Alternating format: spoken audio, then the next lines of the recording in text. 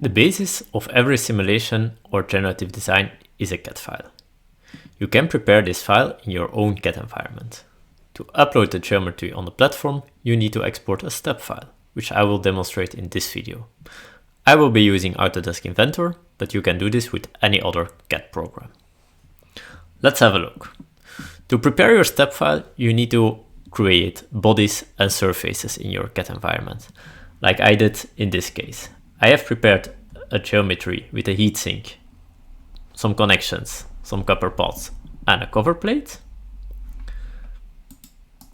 The fluid region, which is the negative of the heatsink, and the design region, indicating which region can be used by the optimizer to create a new design. Once you have created all these regions, you can also create the boundaries, since you want to indicate them later on in the platform. In this case, I have created 3 heated walls on the copper pots, and of course, an inlet and outlet connection.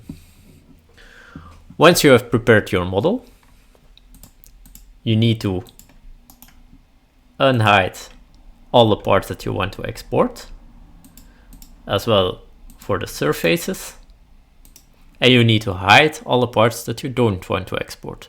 For instance, the ceiling, which is included in this CAD file, I don't want to export it, so I hide it. Once you have done that, you can start exporting the file. Go to Export, CAD Format. You select Step, go to Options, and make sure that you are exporting a CAD file in protocol 214. If you click OK and Save, then you have prepared your step file to upload on the platform.